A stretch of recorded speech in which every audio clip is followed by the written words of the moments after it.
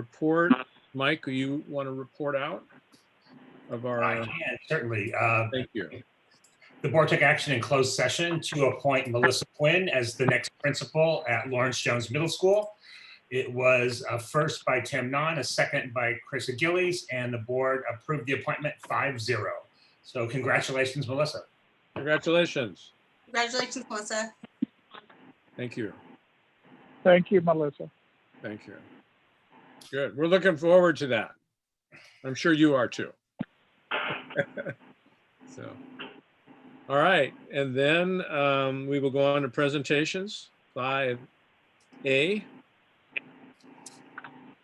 So it's my understanding that each year the district at this point in time of year recognizes volunteers in our schools that we absolutely could not do without. And so schools have selected their volunteers of the year. And this evening we'd like to recognize them, and our assistant superintendent, Dr. Sinyard, is going to introduce them. Great, thank you. And we are truly lucky in Cotati-Rohnert Park to have such an incredible community of supporters and volunteers. And tonight it is my pleasure to recognize these volunteers of the year.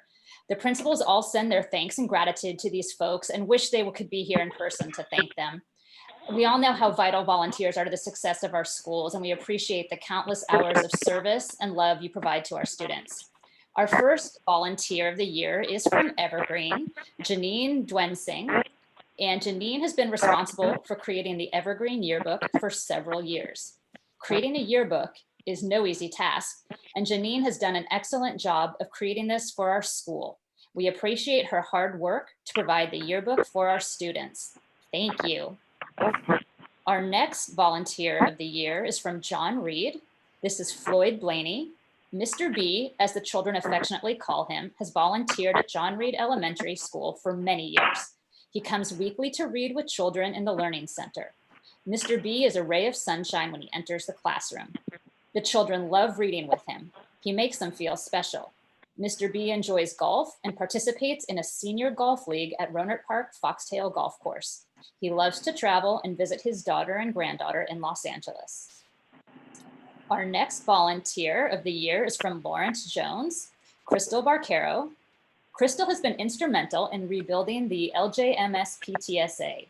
Her efforts have fostered a robust parent community and strengthened ties between our school, staff, students, and families. LJMS thanks Crystal Barquero for her commitment and dedication. The next two volunteers of the year are from Marguerite Hahn. This is for Brittany and Ashley Talbot. Brittany and Ashley are juniors at Rancho. In the 2018-2019 school year, they organized and set up a school play in the spring. This year, they took it a step further and started a musical theater club. They met with students approximately 6 hours a week. They have given so many students a connection to our school. The next volunteer of the year is from Monte Vista Elementary, April Lopez. April has been a key person on our PTA and has organized countless events for us. She goes above and beyond in everything she does. Our staff is grateful for her. Our next volunteer of the year is from Rancho Cotati High School, and this is Lana Crow. I am recommending Lana Crow for Volunteer of the Year. When PTSA was in need of a president 4 years ago, Lana stepped up and became president. Since that time, she has coordinated multiple efforts to fundraise and recruit for the organization. At every school-wide parent workshop, Lana would volunteer to bring snacks and drinks, including homemade. In addition, she would make homemade individual desserts for every teacher on Teacher Appreciation Day and would coordinate breakfast and lunch for the whole staff twice a year. Lana still continues to volunteer, even though her children have already graduated from RCHS. She coordinated lunch for our Safe School ambassadors during their 2-day training in October. She is a true gift to our Rancho Cotati High School community, including homemade. The next volunteer of the year is from Richard Crane. Two volunteers again, Krishnell and Catherine Sharma. Krishnell and Catherine are so deserving of this award. Catherine volunteers regularly in both our TK and first grade classrooms, helps out with school-wide events, and has volunteered to serve as a representative on the Parent Leadership Committee. As a former Richard Crane graduate, Krishnell and his family have stepped up in a big way by donating funds to pay off all school lunch debts and pay for those students who are on reduced lunch for the remainder of our school year. They have also made it possible for every student to have a yearbook in light of these challenging times. Their support of the school and kindness to help out our students goes above and beyond. We are proud to recognize them as Richard Crane's Volunteers of the Year for 2020. The Technology High Volunteer of the Year is Amy Davis. Amy has worked tirelessly to support PTSA and the whole THS community. She has coordinated support for the community building and culture, in addition to academic support. THS appreciates the support from the families. The Volunteer of the Year for Technology Middle is Nikki Miller. Nikki is an amazing part of the TMS community. She is always helping and attending all events. Thank you, Nikki, for your support of all the students and teachers at Tech Middle. The Thomas Page Volunteer of the Year is Frandy Keeler. Miss Frandy has been reading each week to first and second graders and helping out in the classroom for the past 15 years. As soon as the children see Miss Frandy waiting at the door after lunch, they are so excited. They all want to read with her because she has a way of making each child feel successful in their reading ability, no matter what reading level they are. And our final Volunteer of the Year is from University Elementary, Shannon Weiss. Shannon is the go-go power behind our successful garden and garden classes. She is the keeper of our notes, agendas, needs, rights, grants, etc. This year, she also stepped up as a PTA member, organizing events for our community to enjoy. When there has been a need this year, Shannon steps up and motivates others to join her in ensuring success for community events. A huge thank you to all our Volunteers of the Year and all the volunteers of the Cotati-Rohnert Park Unified School District community. Thank you very much.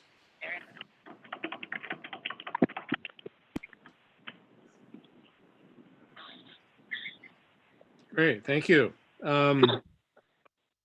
Now, District 5B, recognition of district retirees.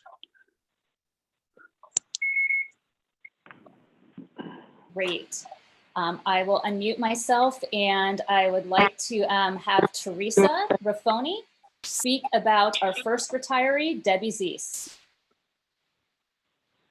Hello there, this is Teresa Raffoni. It would be my pleasure. Debbie Zeese has been a valued member of our district for 16 years. Debbie began her teaching career in Cotati-Rohnert Park when she started subbing to actually pay for her college as she was trying to get her BS in kinesiology. She loved subbing, and she was inspired by Jason Rice, a teacher she was subbing for. In the early 2000s, Jason sadly passed away, and Debbie was asked to take over his class. And it was the following school year when she was asked to return and signed up to become a teacher and began the internship program at Sonoma State. Debbie has worked in many grades, kindergarten through 5th grade. She has worked at many of our elementary schools, Gold Ridge, Thomas Page, Evergreen, and Richard Crane. Her dedication to our district is apparent by all of her hours that she's volunteered in helping with the passing of the school bonds and parcel tax.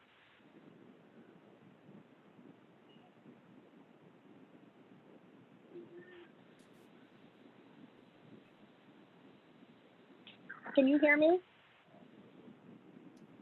Yes, Teresa, we can hear you now. Did you hear anything I said before? Yes. Yeah. Okay. I don't know what happened. She helped with the parcel tax and the bond measures that has allowed our district to thrive. She's also served on a science adoption committee and worked with our K teachers district-wide.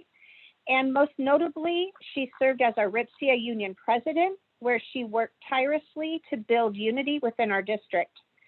Debbie found her passion in teaching kindergarten, where she worked hard to give students and their families a good start to education.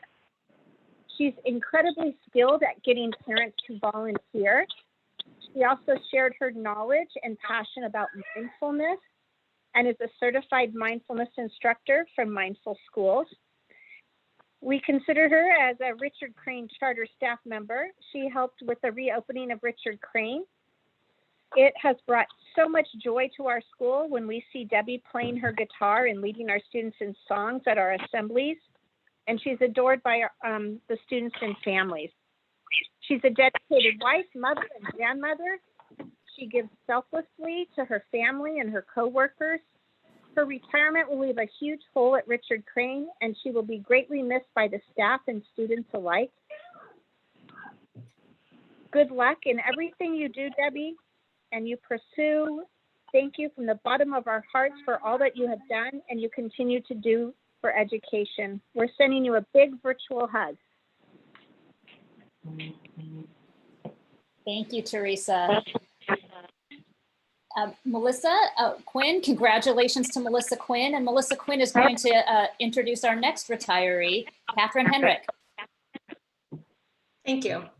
Good evening. I'm Melissa Quinn, interim principal at Lawrence Jones Middle School. Tonight, I'm here to recognize and congratulate Catherine Henrik for her nearly 24 years of service to the students and secondary schools of Cotati-Rohnert Park Unified School District. Kathy joined the district in August of 1996. For the majority of her tenure, Kathy shared her passion for earth and physical science with 9th and 10th graders at Rancho Cotati High School. She provided students with a rigorous and highly organized learning environment and challenged students to participate in hands-on laboratory experience whenever possible. As Rancho Cotati's curricular needs changed with time, Kathy proved herself to be a dedicated, selfless team member. She did not hesitate to teach geometry, after-school credit recovery, science in the Phoenix program, and for El Camino when she was asked. Then last year, Kathy was tasked with teaching 7th and 8th grade science at Lawrence Jones Middle School. As always, Kathy put the needs of her students before her own, and she made the move. Kathy's hard work and dedication to her students and profession deserve to be recognized. Kathy, thank you for your 24 years of service. I wish you much happiness, love, and adventure as you transition into your life of leisure, travel, and time spent with your beautiful family. It is very well deserved. Thank you, Melissa. It is my pleasure to introduce Todd Richardson to speak on behalf of retiree Michelle McGinnity. Thank you, Julie. When I first joined the math department at Rancho Cotati High School, one of the few voices of sanity was that of Michelle McGinnity. That August in 2010, the chair decided to resign, admitting to being burned out. The former chair was less than positive about teaching in general. And don't get me started on Ken. Thank God for Michelle. She was voted to be the chair that year because she gave me hope during the roughest year I had at Rancho. She and I shared a common door between our rooms, and when she heard my students wig out, she shared my pain and was supportive. By the way, don't get me wrong about Ken. He's a great teacher. I just had to get over my first reaction to him. From day one, Michelle has held her head higher than any colleague I know. Her mission has always been to serve students to the best of her ability, to teach to the highest standards, to expect the best from students and her colleagues, and to show students her great care for them and their futures. Even though I had a lot to learn in regards to teaching math at the high school level, she always made me feel like I belonged. Her ability to treat me as an equal when in fact she is the best resource for valuable mathematical insight at our high school level. Even though she is superior to me in so many ways, her ability to treat me as an equal is just one of her great qualities. When Michelle and Adam Green and I began planning to teach to the Common Core standards, we all felt charged with a mission. We were ignorant, yet excited. Michelle was instrumental in leading the charge. And while that mission has not been completely fulfilled, I know Michelle will always carry that sense of import with her. As a person of incredible integrity, she will always guide my thinking beyond her time and tenure at Rancho Cotati High School. One part of her legacy is this: Her voice has always asked for students to demonstrate rigor and for us as teachers to deliver on that rigor. If math deserves to be taught through Socratic dialogue, Michelle is the best person suited to initiate and guide that dialogue. I have stopped counting the number of times I've gone to Michelle in order to ask a single question, only to leave with many more questions that she gave me to consider. Countless times without awareness, she has pushed me to improve my teaching, not through any lecture, but only by example and her commitment to our profession. In part, I already miss her. And in part, I know she'll always be there, pushing everyone in our department and in our school to do our best. God bless you, Michelle. Thank you, Todd. I would like to introduce former principal of Lawrence Jones Middle School, Dr. Lori Mason, to speak on behalf of retiree Bob Ruiz.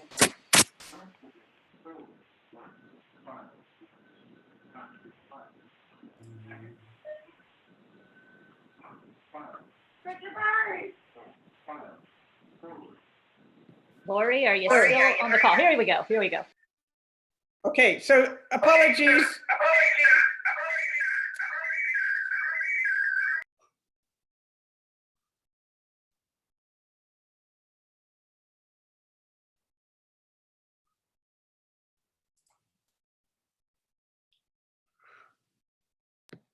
So can you hear me now? Yeah. You can. Okay, that's great. First off, I want to apologize for my DSL line. It's just, it's frequently unstable.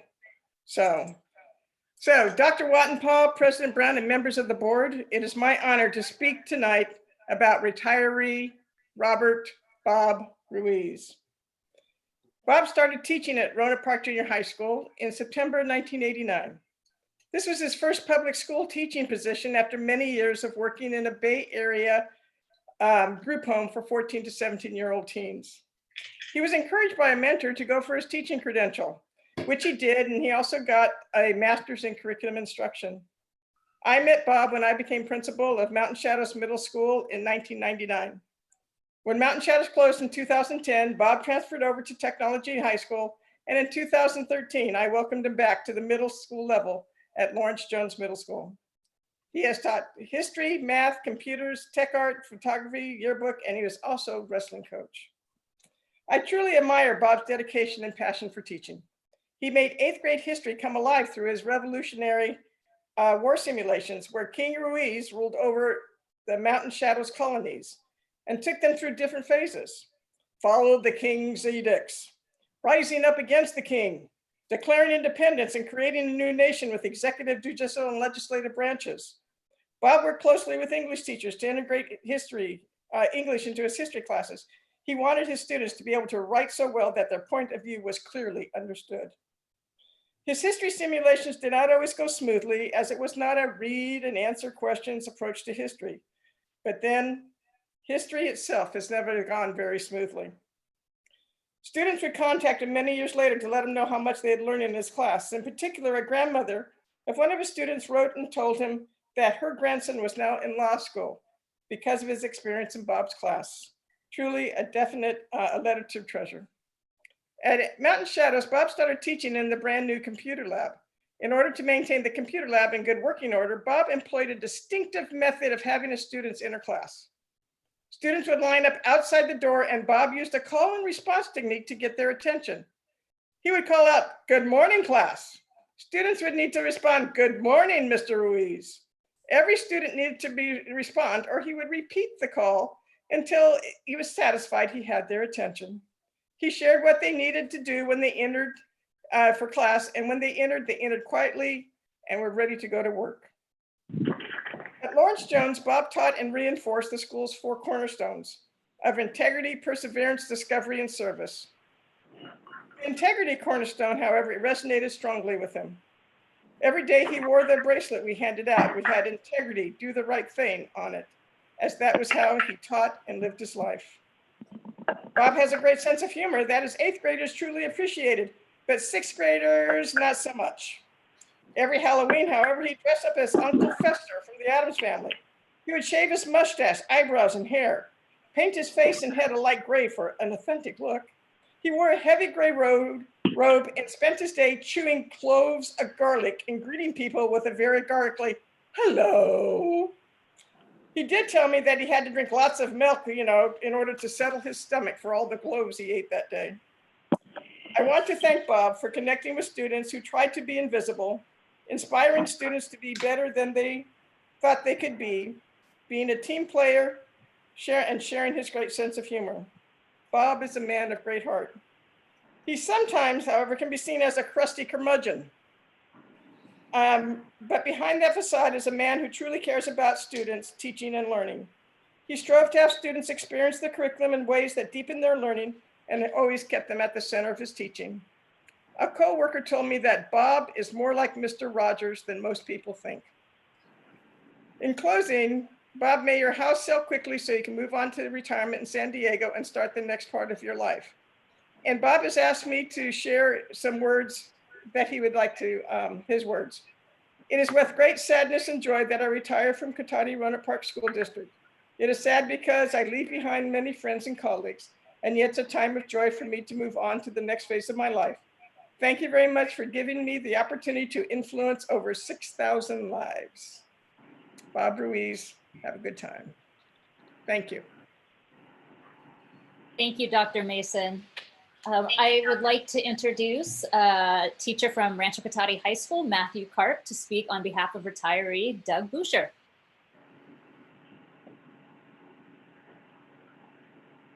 Thank you very much. Yeah, it is my honor and privilege to speak on behalf of Doug Boucher, my friend and colleague. Normally in the Phoenix department, we decide public speaking engagements on an official sort of nose-goes basis. But this time I had to kind of jump up and take the bullet for myself, because there will never be enough airtime for me to fill with praise for a man that has been so inspiring, caring, and downright impactful to me in my life that I can't help but fall into a trap that many, many of his students have fallen into before me. And that is that for the 6 years that it's been my privilege to work with him, Doug has been like a father to me. And I hope he's listening, because he loves being in the spotlight when things get emotional. And I went personal, Doug. The thing is, it wasn't a slow development. The instant I met Doug, I knew working with him meant that I would have a mentor, not to help me figure out the copier or write up a lesson plan, but to guide me through the best and the worst of what this profession will in order for us. His kindness and his openness made me feel safe as a new teacher, enough to learn from my mistakes. His consistency and his competence gave me a model for what it means to live by example. Fiction couldn't create a better example of earnestness and integrity in a person. Like, it would not be believable. Doug, though, is right here. And my feelings are only echoing those of thousands of young men and women who have known him as a teacher. So in Doug, we believe, because he spent his life thus far teaching us how to believe in ourselves. Some context, Doug has been an educator for 34 years, 31 of them being with this district, starting at Roanoke Park Junior High. But for the past 25 years, he's dedicated himself to stewardship of the Phoenix program, which he helped to found. As Doug tells it, the superintendent at the time came to him with a task as simple as it is impossible: catch the kids slipping through the cracks. He and his partners were given free rein as to how to approach it. And the very first thing they did was set the kids down and ask them what they wanted to learn. That was the seed of Phoenix. It was born out of Doug's heart and his conscience. He looked to the marginalized, the maligned, and forgotten kids and saw that no other teacher had seen them. And he saw the whole child. And that's 20 years before that became jargon that I learned, in the credential program. Doug's compassion has given him an incredible insight into communicating with students, and more importantly, in teaching them how to communicate with themselves. Nowhere is this more prevalent than in Personal Power, which is our signature Phoenix elective of Doug's own design.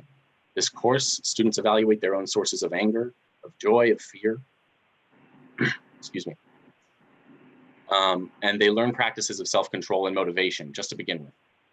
Generally speaking, it's our students' favorite class, but Moreover, any adult on campus who's been present for a part of this course usually comments that they wish they could take it for themselves.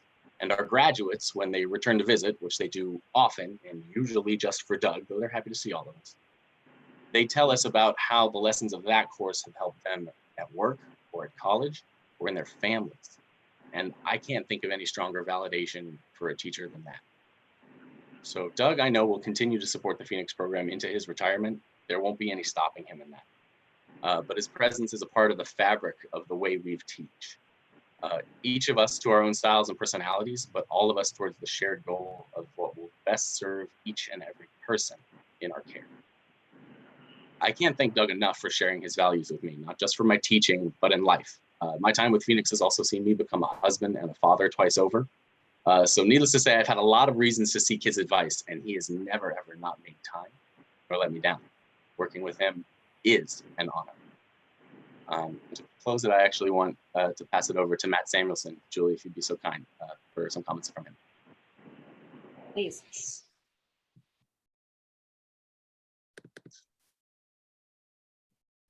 So for me, one of the things I wanted to point out, when the staff meets in the Phoenix program, when we all get together, we often struggle with difficult choices. We don't always agree on the best course of action. Doug is always the first one to say what's best for the student. That says just about everything you need to know about Doug Busher as an educator. The needs of the students come first, and everything else is secondary. I didn't know what to expect when I was hired to teach 3 Phoenix classes. When I was hired to teach high school math, I was looking forward to geometry and algebra 2, and all I knew about Phoenix came from my time when I was a student at Rancho, and Phoenix was just getting started back then. Phoenix was a place for those kids. I expected behavior problems and challenges managing my classroom. What I found instead was a place of respect, trust, and love. Students and teachers who treat each other like people first. Doug and the program he helped create introduced me to a different mindset. And if you focus on the needs of the student, then the learning will follow. Doug has been an amazing mentor and friend. He taught me that having firm boundaries and expectations will help support students. He also taught me that taking 5 minutes to talk to a student can save hours of disruption later. I wish I could keep working with him for many more years, but Doug's boat is calling him, and he has earned some time to relax. Great, thank you. And before I begin my recognition of the final amazing educator, I just want to congratulate all of the retirees and thank them for their efforts to make CRP USD an outstanding educational institution. Your heart for children and your desire to help students access and realize their dreams is truly inspiring. I wish you all the best in your future endeavors and adventures, and I send best wishes for many good times ahead. And now it's my honor and privilege to recognize another dedicated educator and colleague, Mrs. Charlotte Straub. Charlotte has had a distinguished career in the Cotati-Rohnert Park Unified School District, serving students and families for 25 years. Charlotte was a beloved kindergarten teacher at Marguerite Hahn and a first grade teacher. She worked at Marguerite Hahn for 19 years, amazing, before she transferred to University Elementary as a first grade teacher. After 2 years at UELF, Charlotte assumed the principal position and has spent the past 4 years building an incredible team that focuses upon inclusion, project-based learning, and fostering community relationships. Charlotte's leadership is one that emphasizes empowering both students and staff to take action. She is led by example and holds high expectations for her students. These high expectations have allowed her students to take ownership of their learning while exploring their passions and interests. Charlotte has been a tremendous force for UELF. She and her team have faced numerous challenges and have remained steadfast for our children. Despite fire, smoke, PG&E shutdowns, and now a global pandemic, she has helped her team continue to provide an outstanding education for their students. Charlotte sees the assets that all children bring to her campus. Her unflappable nature, love for her students, amazing sense of humor, and passion for education are phenomenal. I love watching Charlotte in action. She demonstrates great compassion for the students, and her calm demeanor is admirable. As a former kindergarten teacher, I know nothing can faze Charlotte, and I love teasing her about that. She has met every situation with grace and confidence, and Ms. Straub is a formidable force.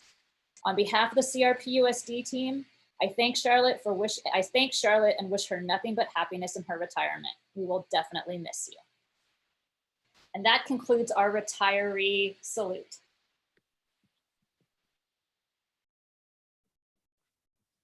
Great, thank you. Congratulations to all our retirees and to all our volunteers. Mike, or who has the student member Devin and Juliet recognition? Whoops. Sorry, I'm muted. At this point in time, I'd like to take the time to recognize and honor both Devin and Juliet and thank them for the reports that they provided every month. Each time they came to the board meeting, they were prepared and provided updates on both Technology High School and Rancho Cotati High School. They were my seatmates on that side of the board table. And I just want to say thank you on behalf of the board and behalf of the district. We really appreciate the time and energy and effort that you put in to keep us updated on what was happening in our schools. Thank you very much. Great, thank you. Do we have any public comments, Mindy? No, left. Okay. All right, then we will go to 7A, student board member report. So we get one more from Devin and one more from Juliet if they're here. So let's start with Devin. And will this be their last report? It will. I will. All right. Because then they're graduating. Okay. Devin, are you All there? right. Yep. Can you guys hear me? We can. Okay, perfect. As summer approaches, many are filled with different emotions during this confusing and emotional time. To begin my school board report, I'd like to address the class of 2020 as a member. While we may not have received the most traditional end to our educational career, the way not only our local community but the entire U.S. has responded in favor to our situation speaks volumes. This is just a reminder to take everything as it comes and to appreciate everything that has been given to us. Nothing is guaranteed, but we can make the best out of what we have. On Thursday the 14th, Rancho seniors had a drive-through pickup and drop-off where we received our cap and gowns and other awards. It was a sentimental day, seeing many teachers dressed up in Rancho blowout and holding signs cheering on the class of 2020. The CRPUSD community showed their love to our seniors by raising thousands of dollars to give a lawn sign to each senior. The signs will be displayed along Expressway for our whole town to see. Earlier next week, we will also be holding our Senior Awards Recognition Night, where our students are congratulated for all their hard work and effort and received any awards that they have earned. The members of Top 20 will be receiving $250 each for their academic success. On May 29, 2020, the Rancho class of 2020 will be graduating virtually. We will be holding an online ceremony to congratulate the members of our class, all to be ended with our senior slideshow produced by our senior class council. We are currently awaiting our in-person ceremony, which will hopefully be held on August 7, 2020, before many seniors leave for college. We keep our fingers crossed in hopes that this will happen. Lastly, for the seniors, we have created a College Decision Instagram page for seniors to submit their photos to. If you'd like to see where some of our seniors will be attending next year, you can check us out at Rancho College Decisions. Our social media has been bursting with information and posts. Our athletics commissioners have been recognizing all spring senior athletes whose seasons got cut short. We also have been posting for our at-home spirit days where students can participate in dressing up for these fun and creative days. Rancho has also begun utilizing Minga to connect better between the students and the school. In order to give back during this time of need, Mrs. B's students have been making masks to donate to those who truly need them.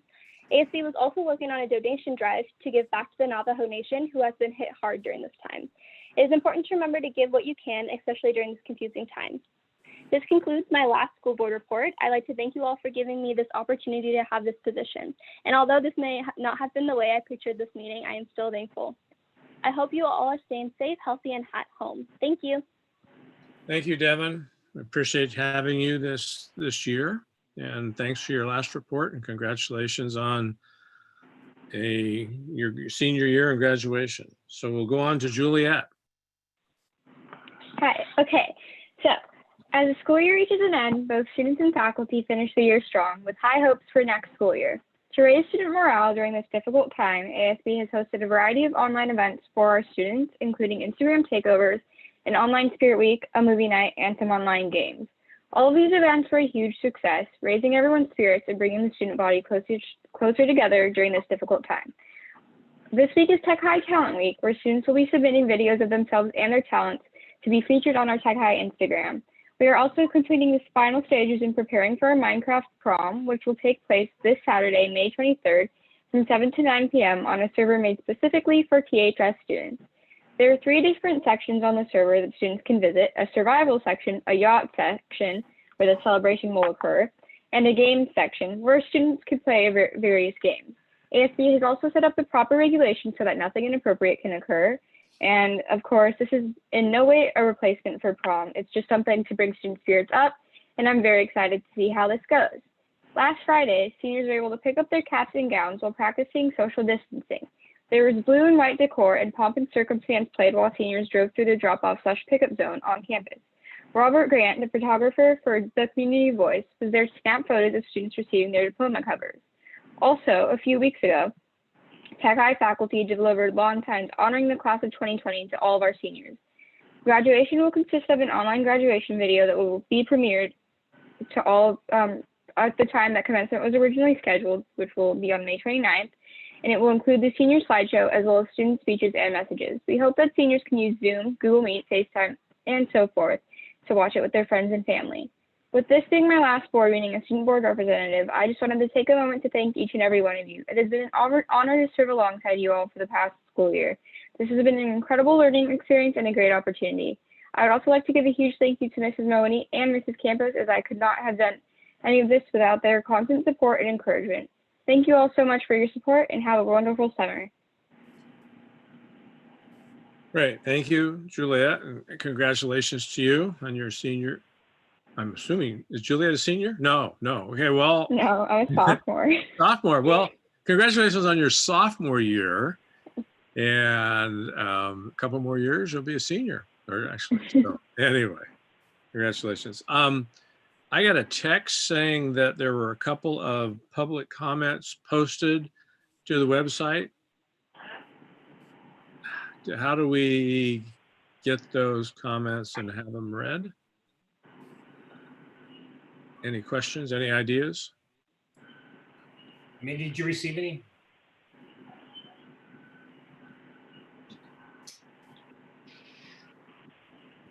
Mindy's in Cabo. I'm checking right now. Give me one moment. Thank you.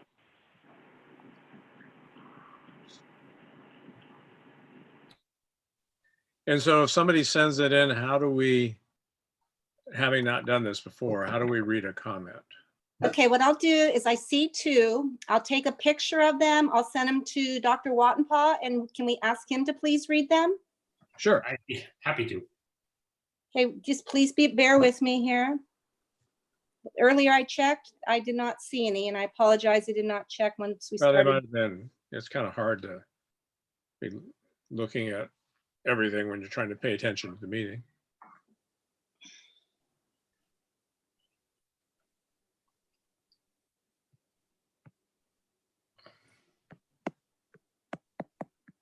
Well, I see them. I see one from a gentleman by the name of Frank and John McIntyre, but they're not opening up. So let me see.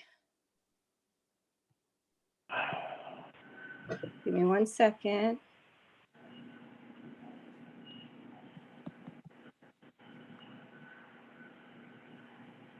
Okay, hold on.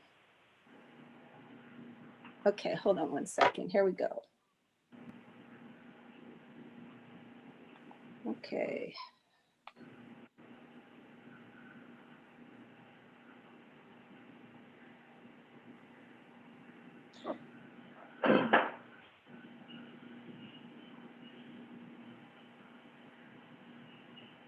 Okay, Mike, I'm sending now. Give me 1 moment, please. No problem.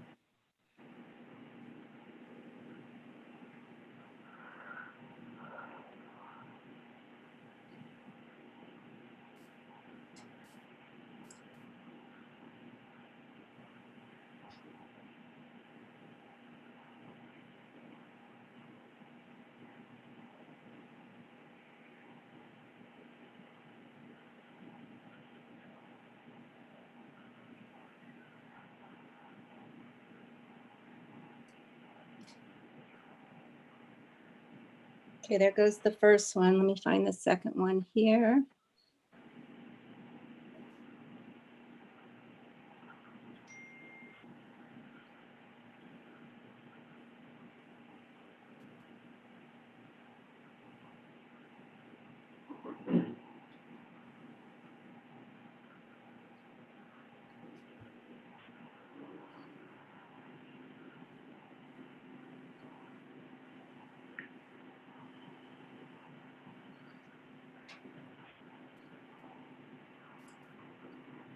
Can you see those at all, Mike? They're kind of small. Yeah, they're a little too small. Would you like me to read them? If you don't mind, that would be great. I can't see them. I don't mind. Okay. It says from a gentleman by the name of Frank, but I don't see a last name. I am the business agent for Local 38 and representative for our apprenticeship school located here in Santa Rosa. I'm currently investigating the plumbing/mechanical contractor that has completed his work at the Rancho Cotati Auditorium. There has been a complete lack of oversight governing the contractors that are working on your schools with the public's money. All of these schools have guidelines to keep the playing field even between union and non-union workers, and this is done through prevailing wage laws. I'm in the process of showing proof that the mechanical/plumbing contractor on the Rancho Cotati Auditorium constantly violated the prevailing wage laws throughout the entire project. The building trades in Sonoma County needs your partnership and commitment to policing these prevailing wage school jobs. I don't see the person's name. Is that from Frank Reardon from the plumbers? Is that what you said, Mindy? Chris, it just has the name, this response is the name Frank, doesn't say a last name. Okay. And the second one is from John McIntarget. He says, I wanted to address the director of the California Department of Industrial Relations recent determination regarding the electrical work that Echo Green Solutions completed at Hahn Elementary. The director found the work to be public works and the project is subject to the prevailing wage law. I would ask to speak at a future school board meeting to address this issue and help come up with a solution to ensure that it doesn't happen again. Thank you, John McIntarget, excuse me. And that's all I see. Great. Thank you, Mindy. Appreciate that. You're welcome. You're a better person for pronouncing John's last name than me. I tried. You did a great job.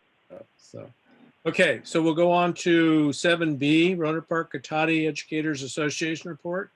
I think David is here somewhere. Connected, correct? Are you there, David? Can you hear me? I can hear you. Okay, very good. Thank you. Give us your report. Okay, great. Our teachers are really extraordinary. Since I last spoke, we've gone from traditional classroom setting to distance learning. With basically 2.5 days to move from the traditional teaching to distance learning, our teachers have done a fabulous job of caring for and teaching our kids. It has been an overwhelming amount of work, but again, kudos to our teachers. In addition to teachers, I wish to thank so many in the district, many behind the scenes who have done all that they can to make this the best possible outcome considering our circumstances. Thanks to everyone. We held our first bargaining session with the district on March the 2nd. RIPSIA made a 3-year wage increase proposal, including retroactive to July 1, 2019. The next session will be May 26th. Evergreen teachers are doing an outstanding job with distance learning. They have a high rate of student participation, and teachers are working above and beyond to prepare great lessons for their students every day. K1 teacher Mandy Hilliard created a virtual egg hunt as well as a We Miss You Evergreen video for our families.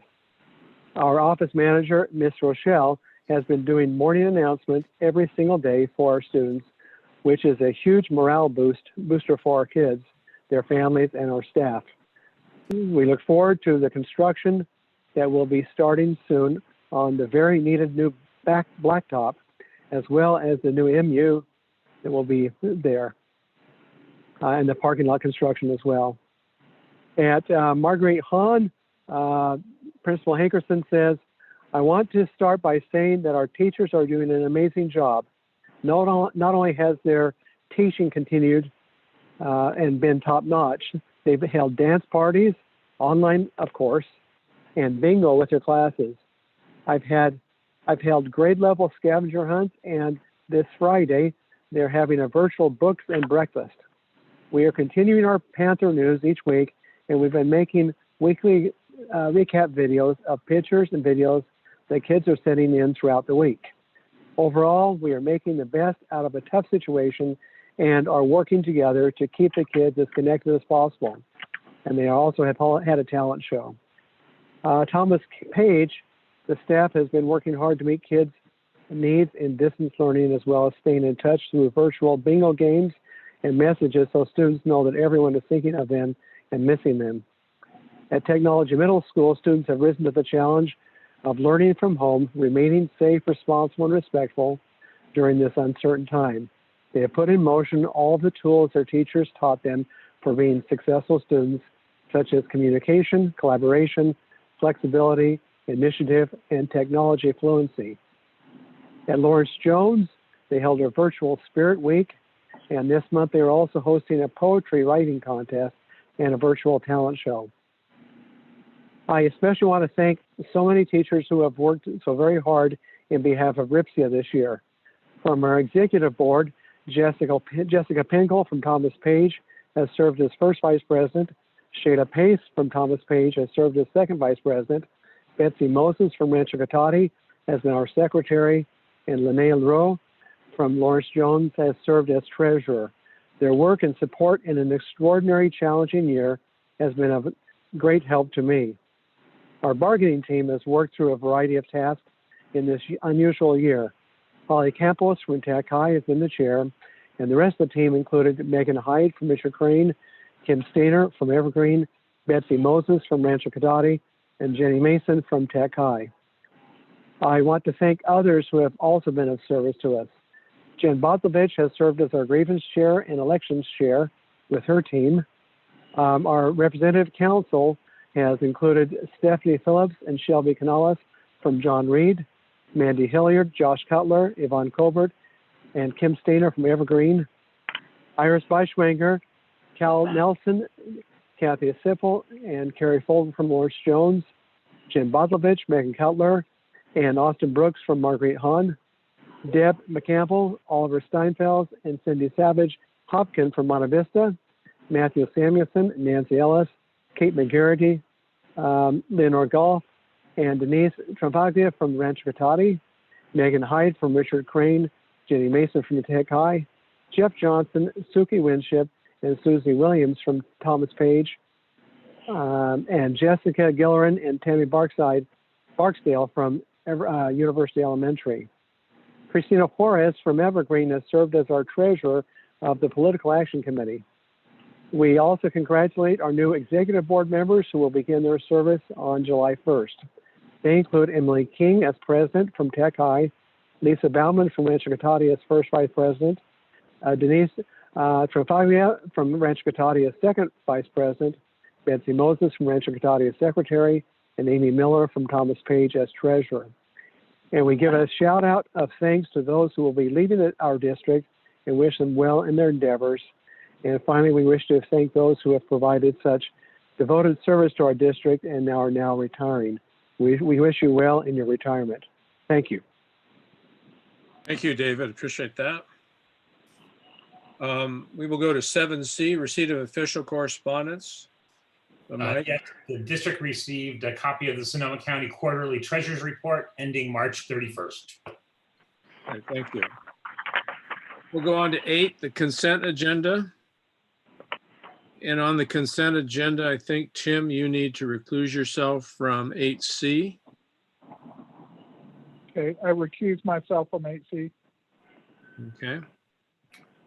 May I have a motion then to approve the consent agenda as amended? So moved. You have a second? Second.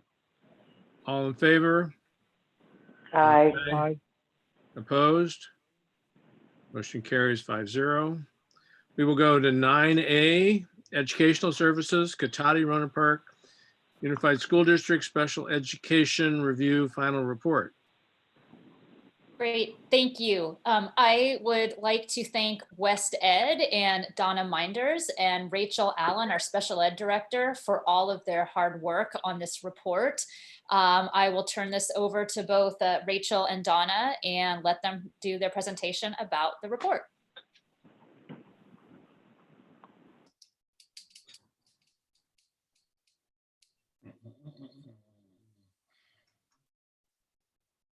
Rachel, were you going to say something? Oh, I'm here. I wasn't prepared for being part of the report, so I apologize. I want to thank you, Donna, and your team for coming out, and I look forward to the board hearing this report, because I really do feel like they got a good glimpse of the strengths and give some great recommendations for areas for us to consider moving forward. So thank you to your team for all of your work, and I'm here. If anyone has any questions for me, I'm happy to chime in.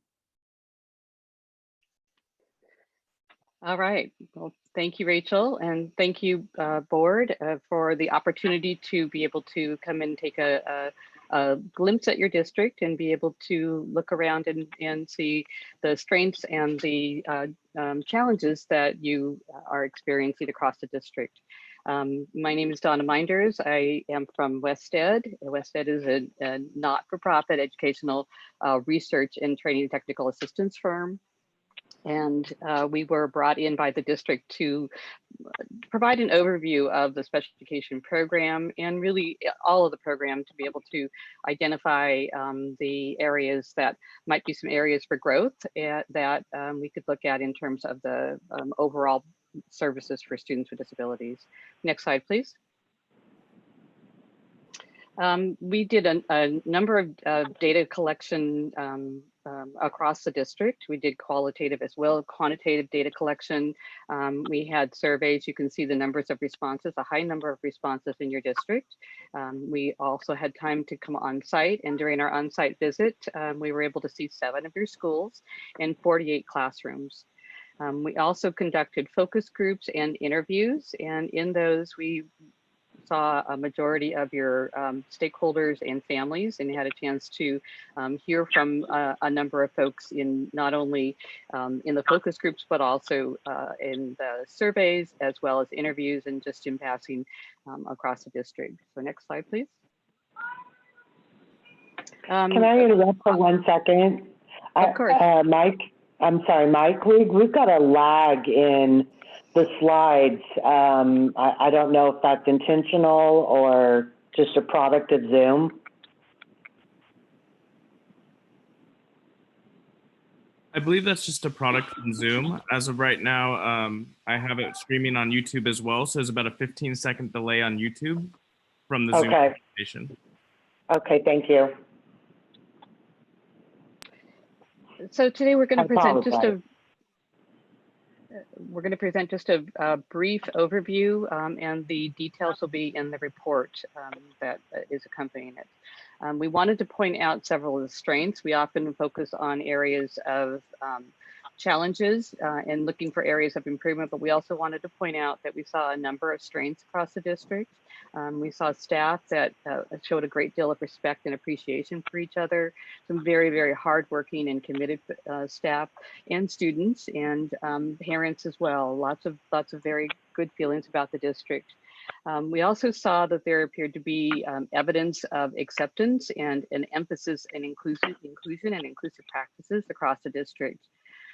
We saw staff that were supporting each other and willing to do what it takes in order to make sure that students' needs were being addressed.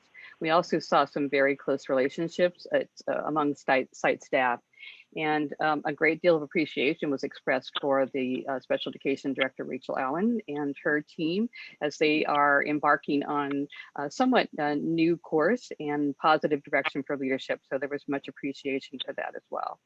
Next slide, please.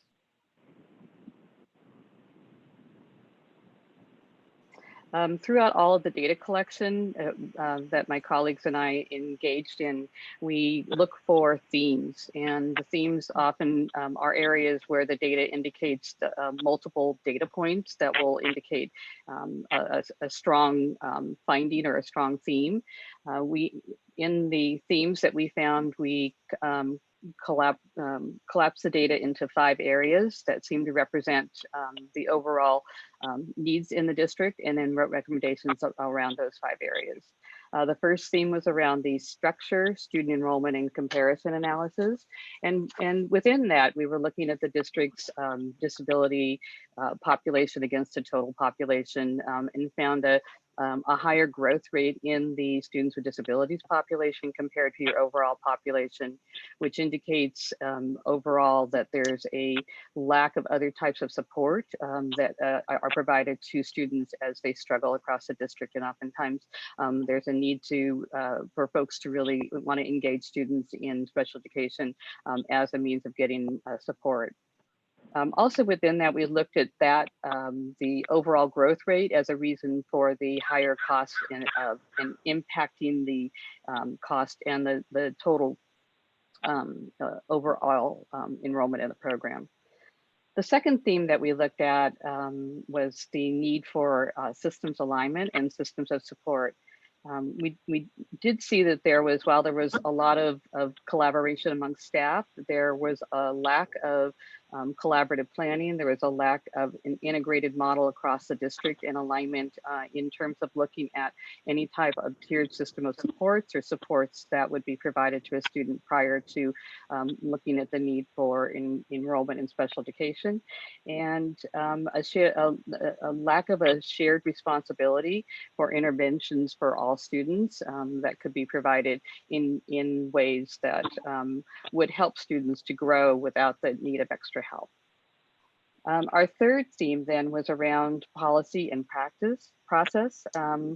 There had been a turnover in leadership over the past several years, and there was a limited amount of structure and written policy due to some of that, but also due to the fact that that was something that takes time and has to build a culture.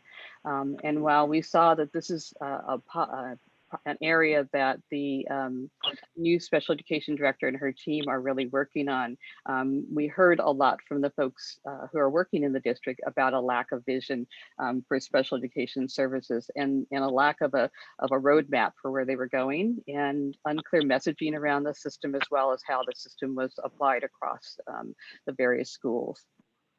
Our fourth theme, what we found, was around inclusive culture and practice.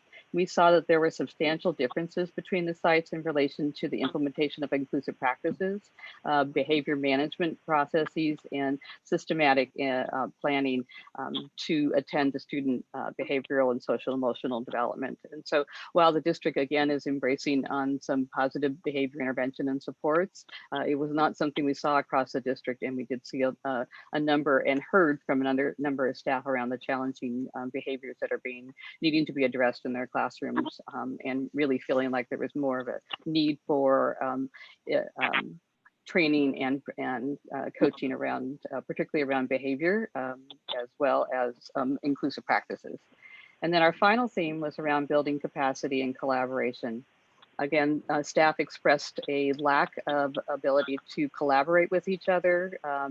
We really felt that there was a need for a system-wide professional development process, so that staff were able to identify areas that they would like additional training in, and being able to really learn about how to accommodate and differentiate for meeting the needs of all students.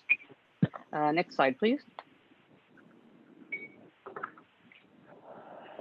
All right, so with that, we identified some key themes, and I'm going to turn over to my colleague, Kimberly Solomson. I believe she's on, Kimberly, to talk about our recommendations moving forward. I am here. Can everyone hear me? Yes. Yes. Oh, great. Thank you. Thank you. Yes, I think it's important in this slide to point out these overarching recommendations, and that number 1 and 3 are specific to the special education department and the work that they may be doing and starting. And that review and reorganization of service delivery models and the continuum of services to clarify the function of those programs. And then that special education handbook that has updated policies and procedures around that work will be primarily a responsibility starting with the special education department. But I think that it's important not to write those recommendations in isolation of the larger system. And so number 2 is always a recommendation that is going to highlight the idea that special education does not exist in a vacuum, and that it really is more symptomatic of a larger system that needs some articulation and some district-wide framework reorganization. So you'll see that number 2 really drives the work of the special education department within a larger systemic response. Next slide, please. So that is MTSS, and California Department of Education defines that and says, you know, this is really a framework of organization. It asks us to align our way of doing business with our resource allocation so that we are ensuring that each student gets what they need using evidence-based practices that lead to greater achievement. And we're doing that in a myriad of ways by offering tiered systems of support, by offering professional development to build the capacity of our teachers and our administration to do this work, through a teamwork process, and to really address those difficult behaviors that can be getting in the way of student achievement, to be looking at our core instruction and designing effective curriculum and access points for all students, and then doing all of those things really through a school and community collaboration that involves in a meaningful way our parents as stakeholders in this work. Next slide, please. So these recommended next steps are really universal recommendations that we would make for any organization that's embarking on this work. And it really starts to include creating that executive and school cohort team.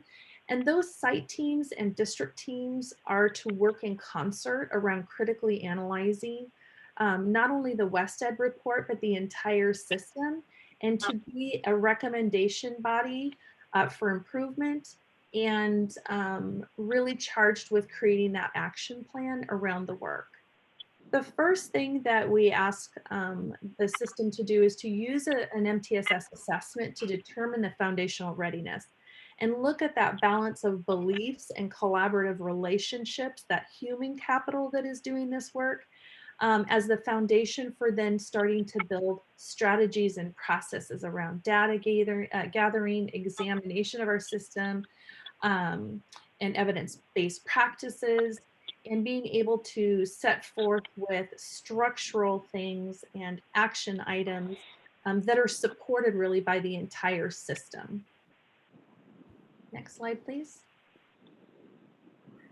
So Cotati-Ronert's specific recommendations around this work would be to create the guidance on stakeholder engagement. How do we bring about a guiding coalition that's going to support our work and take that forward in a sustainable manner? How do we define tight and loose of RTI, that response to intervention and that whole system of support? And tight loose really says this.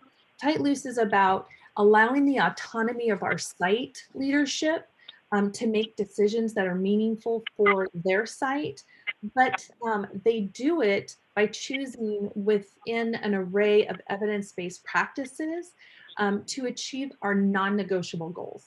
So the system really sets forth by saying, these are our tights, these are our non-negotiables about student achievement, but here's the autonomy district sites to really choose through those evidence-based practices how you want to reach those goals.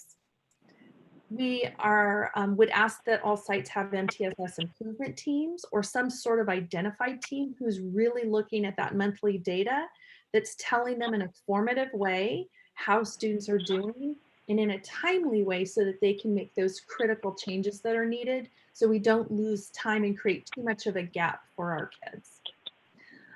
We want to build instructional capacity to really strengthen Tier 1. And Tier 1 is defined as what every child has access to and is expected to learn.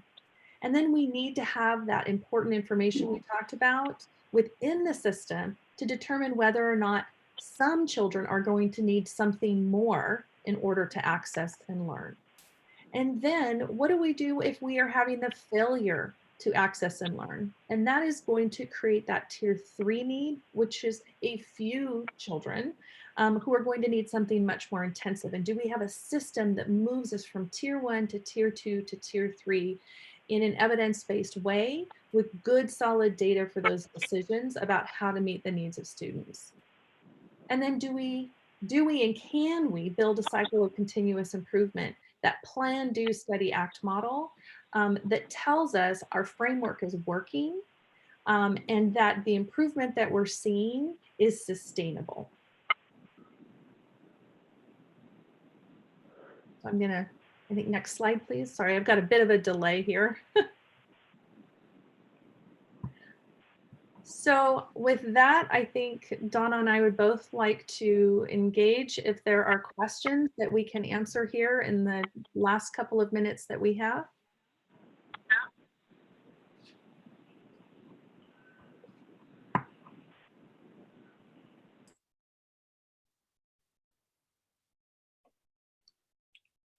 Are there any questions from any of the board members? Yeah, this is Tim. I have a few questions. Okay. So now I apologize, but it's Donna or Dawn? Donna. Donna, and then Kimberly? Yes. Hi. Thank you for all the hard work you put into this. I guess you know that we set up a special ed committee of the board in December of 2018. And then we met many times with Rachel and Julie's leadership, and then hired you to do this work.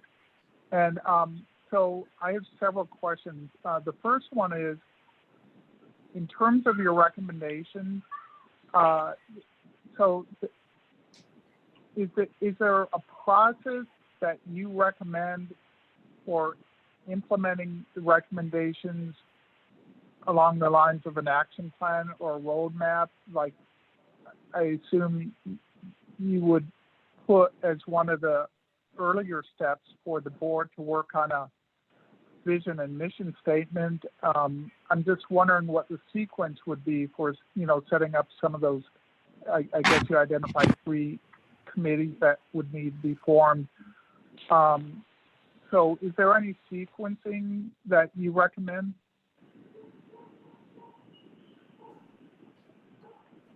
Sure. Kimberly, do you want to speak first and then I can? Yeah, I just have a bit of a lag. I'm sorry. So I'm just hearing the last little bit of it. So sequence and blueprint. So a blueprint of sort and a sequence. Yes. And we touched a little bit on that on slide 7, and I would probably ask you to use that as a reference tool. That MTSS assessment, thank you, that determines the foundational readiness is really where we ask teams to start and to identify within those 6 areas what is existing to build on, and then what is lacking in the system that needs to be built moving forward. I think culture and communication speaks to your mission and vision first statement, and that is absolutely where you start, so that the organization has a clear understanding of what their belief structure is around all student learning. And then what information do we have that is feeding our systems of support, if our systems of support are in fact present? Do we have that collaborative process that supports an alignment of instructional practice? And do we have a real clear understanding of what tier 1, that first best instruction for all students, what is taking place in the classroom? And if we don't have things that are taking place in the classroom, how do we start to build our capacity around evidence-based practices of pedagogy in the classroom first and foremost? We know that our students who are struggling are students who spend the majority of their day, most of our students spend the majority of their day in general education classrooms. And so we have to come alongside our general education counterparts to do that work and start to examine that very first crucial first best instruction. So to start out in any improvement science model, we have to examine our system in a much broader way. And I think that through this special education evaluation, we really saw opportunities for the system to do that as a whole, instead of really focusing or wanting to make sustainable change, just making changes in special education. We really have to step back and start taking some investigation of our entire system. Yeah, can I interject here? Because Please. that was my other question. And you talked about, a systemic approach and integration and so forth. And so what I took away from reading the report is that you're not just talking about improving special education in isolation from the district. You're talking about changing the culture of the district in regard to special education and broader vision and goals that we want to align with special education. So the question that raised in my mind is, what happens when that is not done? I mean, does the lack of vision and mission in special education tend to pull down the entire district in terms of its functionality? Can you repeat that one last question? Does the what pull down? Well, does the lack of a systemic approach that sees special education as fitting in with the vision and mission of the entire district, does that lack of integration and, buy-in from the whole district, does that have the potential to pull down, general education, the whole district, if that is not addressed? I think the answer to that is yes. And I think what we tend to see is a marginal depression for the entire system, but we see a much greater depression for the students who are the neediest. So yes, and yes. I think that you will definitely see the entire system suffer. So students who we would characterize as not having learning needs that are identified, there are definitely going to be a depressed performance for the entire system.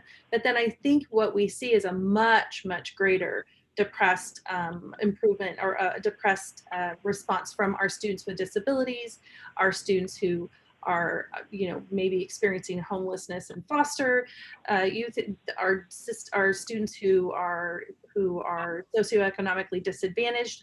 Those pockets of individuals tend to really suffer the greatest when we don't have a systemic approach. So yes, I do think that is a risk. Thanks. And so if someone says, and I'm just talking about theoretical, not a real person, but if someone says, well, I don't care about special education because that doesn't affect me. I'm involved in teaching general education, or my children aren't involved in special education. It seems to me like that attitude, when you talk about cultural change, that attitude kind of misses the fact that children in general education who don't have special needs might be affected if the general education teacher,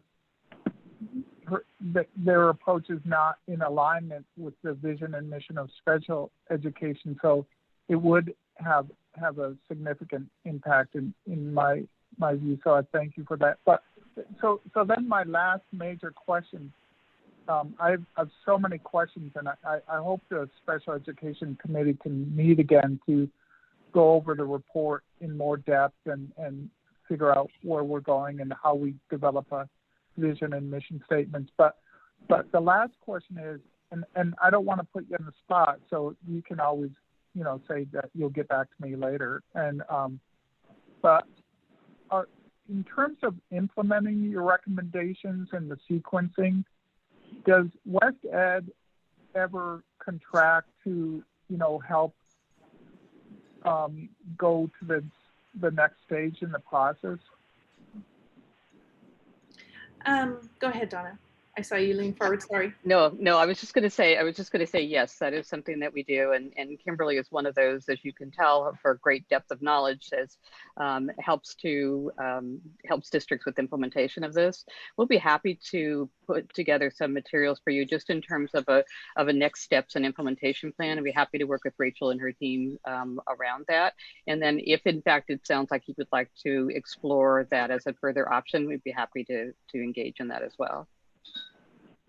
Right, and I'm sure that you understand, because of, throughout the country with all the budget cuts in education, that, all the districts are facing these budget cuts and having to figure out how to spend the money we do have. And so, I'm just wondering if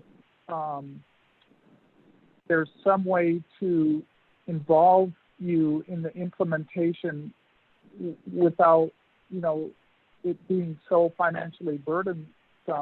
If there's some way to achieve a balance between saying, okay, these are the steps where we can really help you, get off on the right foot, and sort of like a phase thing. And, if you can afford phase 1, here's what that costs, phase 2, phase 3, something like that. I'm sure that you'll work that out with Rachel and Mike and Myra, but I just, we can certainly feel like the consistency of working with you as opposed to someone else, or just, shelving the report would be more advantageous in my view.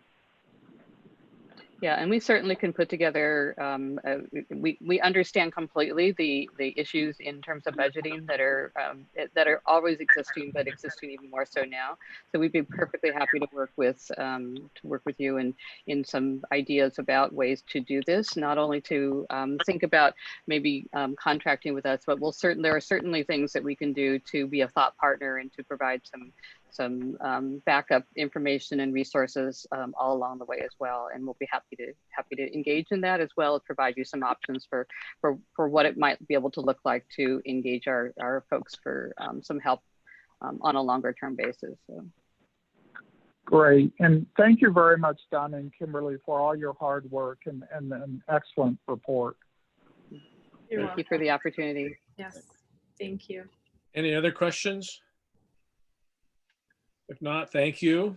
We will move on to 9B. Okay. Sorry, Lef, I apologize. This is a request to purchase additional Chromebooks for our response to distance learning in the future. Okay. Any questions on this? Yeah, sorry. So 650 were the ones we approved last time, and I had mentioned I thought we might need more, and so it looks like we're going to purchase another 1,000. Correct. Yes, thank you. And that comes out of the money that was already allocated for the future of IT.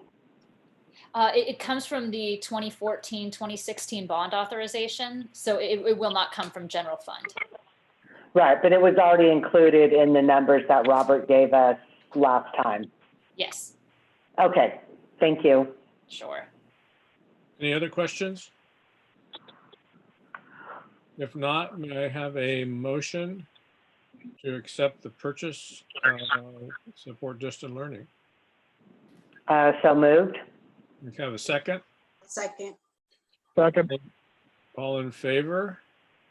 Aye. Aye. Opposed? Okay, sorry I didn't ask for any additional questions, but I assume we're good. So that passes 5-0. So there's nothing under business and operational services. Nothing's going on in the district, but we'll pick up a lot of those discussion items and board services under 11A, fiscal update and planning. So Robert, how are you? I'm well, Lef. How about yourself? You're not stressed out, just a piece of cake, right? My hair is getting grayer by the day. I'll put it that way. Okay. So on the item here, you basically have the same items that we generally have. You have the enrollment report for April, and very little change from March that we have here. We also have the for the 1920 budget, the budget summary report, and very little changes actually from second interim that the board had seen back in March. So I have a question on the enrollment. So well, I assume that the changes would be if someone came and said, I'm moving out of the area or something like that. And other than that, if we don't hear from everybody, are we just assuming everybody's still here? we are assuming everybody's still here. Everybody's working to engage with the students. And if somebody is leaving, they do need to officially disenroll. And so, yeah, basically we're continuing to track pretty much the same way that we have. Okay, great. Thank you. Sure. So on the budget summary, are there any questions on that? Again, there's very little changes from March to April on that. Okay, then they'll move into the May revision. So if you recall that at the last board meeting, we reported to the board that we were anticipating some very large state budget cuts. The board, a few of the board members actually attended a webinar prior to that board meeting. And so you had a good idea of what we were up against and what was coming. And this was all mainly due to the impact on the economy due to COVID-19. Also at that time, we informed the board that we were made aware that we have lost the Great Ranchera casino funding for next year. We were notified that due to their closure that there's a good chance we're not going to be getting the $1.2 million for next year. So we had basically at that time presented over the prior couple meetings some of the things that the district had done, and we're really looking at a balanced budget for 2021. And then the first news was the casino loss of that fund. And then we were waiting for the May revision, which was released on May 14th. Unfortunately, those cuts were as bad and maybe even worse as expected. So overall funding for 2021 fiscal year for the state is projected to decline by $54 billion from what was estimated in January. So remember, January was the last time that we received information from the state. And at that time, things were humming right along, very strong economic news. And then the COVID-19 happened, which has decimated the economy. And so they're looking at a $54 billion decrease in funding from what they estimated in January. Public education for the Prop 98 guarantee, that is dropping $19 billion from the January estimate for 2021. When it gets down to the local level, they're looking at the LCFF. That's over there, our bulk of our general fund dollars. The estimated reduction in funding of $6.5 billion, or a 10% cut to LCFF funding. This for Cotati Rohnert Park is estimated at about $5.4 million decrease in ongoing funding for us. These cuts will be triggered off, to use the term that the governor's using, if federal government provides sufficient funding to backfill these cuts. So right off the bat, we're looking at a $5.4 million decrease in ongoing funding. There were also some cuts to categorical programs for us that would impact the ACES grant and CTE grant for next year. The governor did offer a couple of options, flexibility options for some relief on that.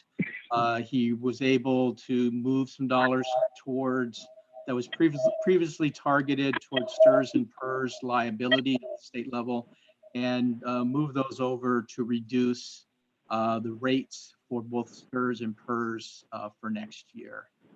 That is about for us about $720,000 increase in be a reduction in expenditures, so that's a positive for us. It also allowed for the routine repair maintenance contribution to exclude the STIRS and PERS salaries from that. If you recall, we're required to put aside 3% of our total general fund for routine repair maintenance contribution. So that was a positive, about 170,000. Part of the thing the governor also provided was there's about $4.4 billion in federal funds, 4 billion of that from the coronavirus relief fund. And the idea behind that is to address any learning loss, including extending the school year. We found out today kind of how that money would be coming out. The funding is based on the number of students with disabilities, our special ed. And also a big portion of that's going towards districts that have concentration funding. So remember, that's part of the LCFF formula. You get supplemental dollars, every district does. And then for those districts with a high population of students, our low income, foster youth, et cetera, though they get concentration funding on that. So for us, the students with disability portion is about $1.5 million in a positive for us. But unfortunately, we don't have any concentration funding. We don't cross that threshold. So there's $0 available for that. So a lot of moving pieces there. I wanted to add the flexibility options. I think we're very disappointing. There's more, I feel, that the governor could have offered us, but I think it's part of his strategy is to impress on the federal government the need for more funds on that.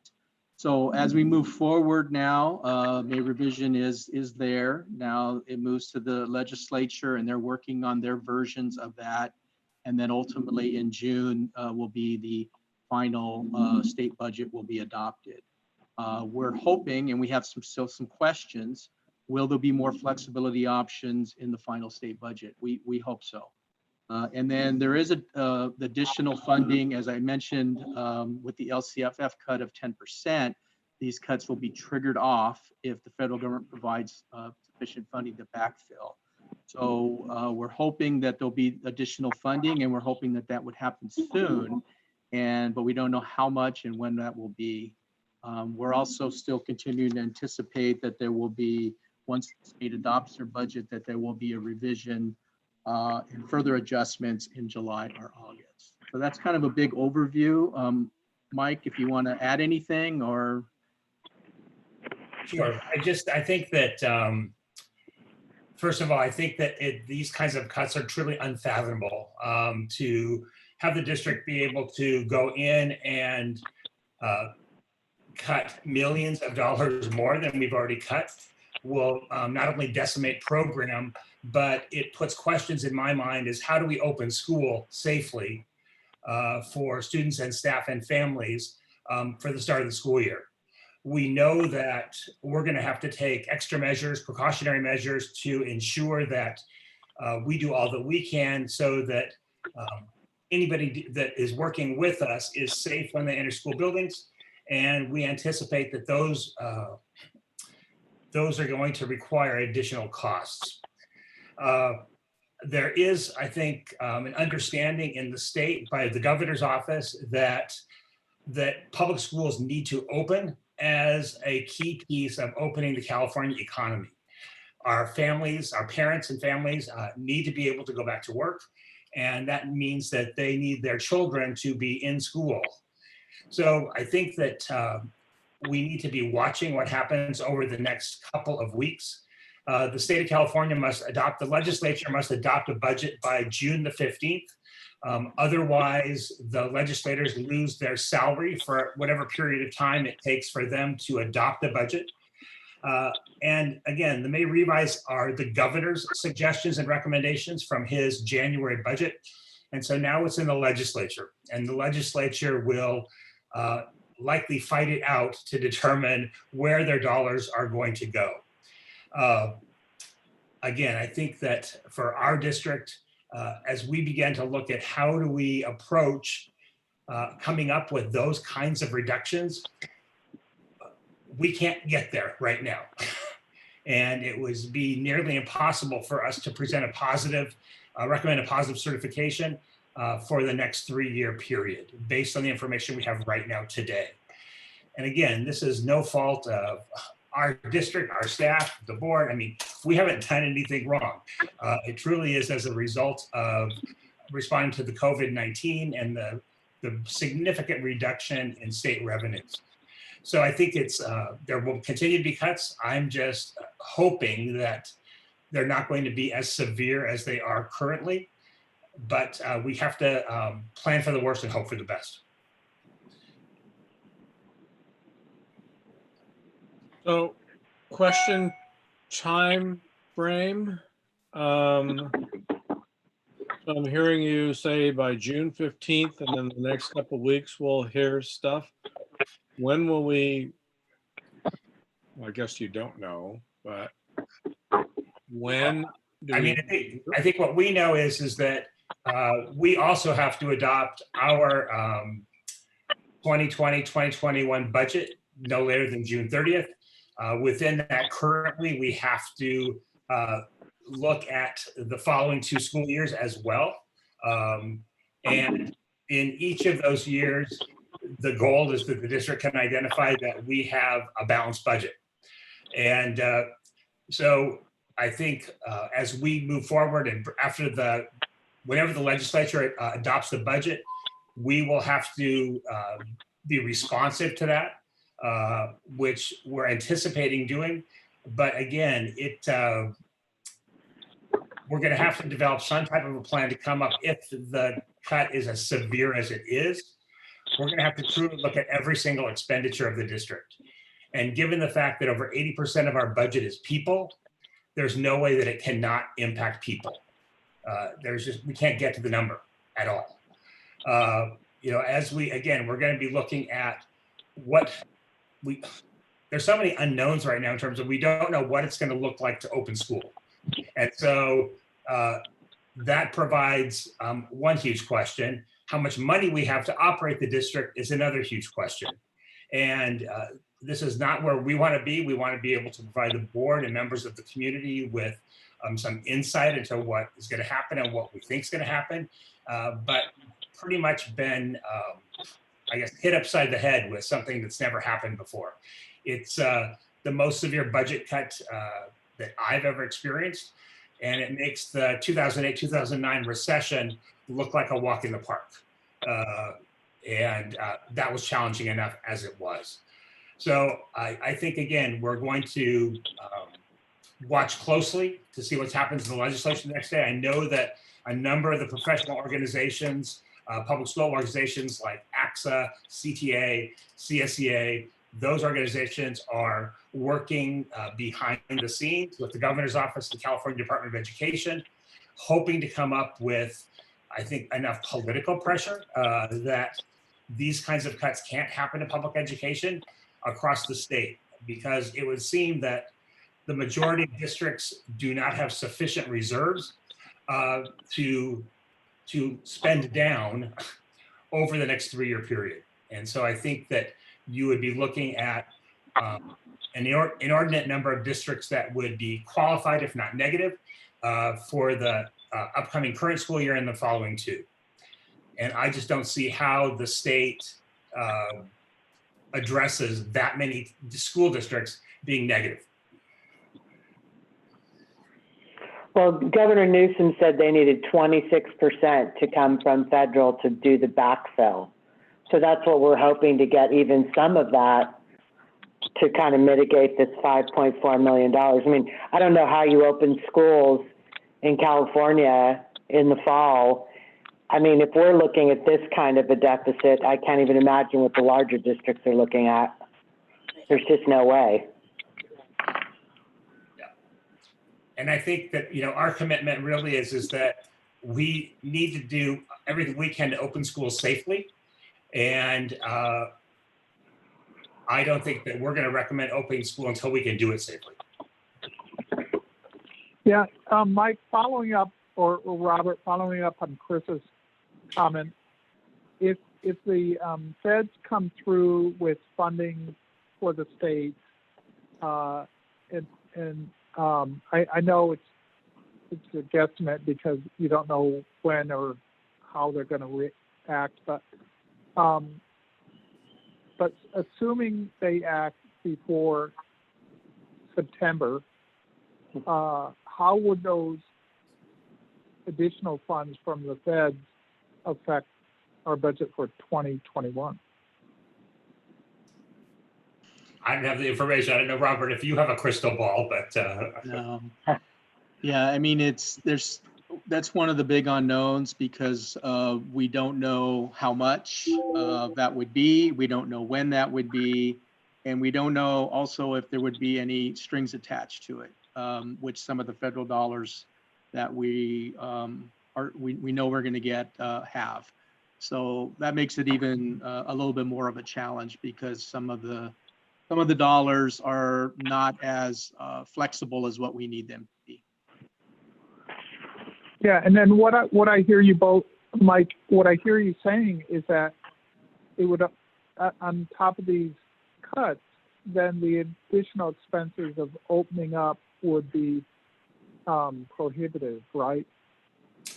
it would certainly seem that way. I mean, I think that if we go back and look at some of the lessons or some of the things we needed to do in the recession years, was we had to look at furlough days. We had to look at some types of concessions from our employee groups.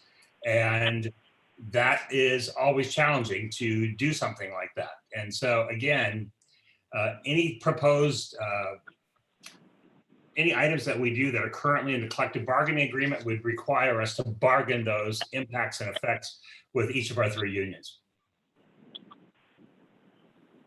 Yeah. So we're just in a wait and see what's going to happen mode right now, like everybody else. I think that we don't have a choice at this point. You know, I think that we basically had a balanced budget after the board took the action to realign our staffing allocations in line with our current enrollment. And so we thought that was, you know, an attaboy pat on the back, but it's not going to get us as far as we need to go. Well, I think one of the things too is we're not just continuing to wait. We are working behind the scenes at the cabinet level and discussing and looking at options on what we could cut, what that cost would, you know, what the savings would be.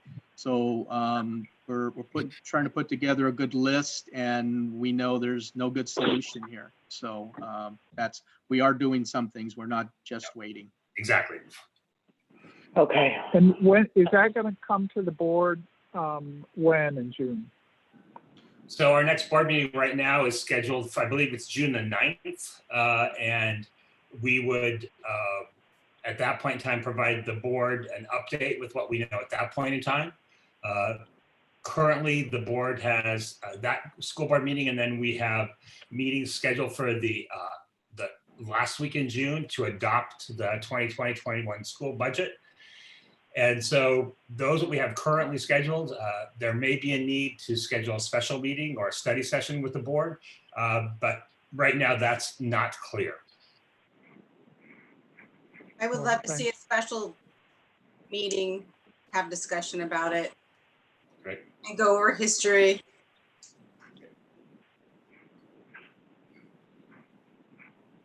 We can certainly do that. Thank you. Are there any other questions on the May revision? So that I did not, on the rest of the items, we don't have anything to report out on. Okay.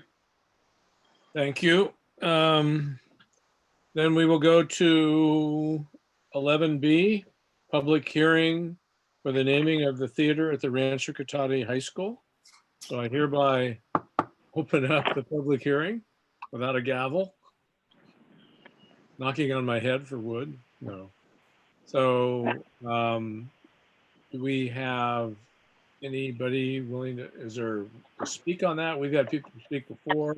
We've had input on that. So I believe we have people lined up that are going to speak on this item.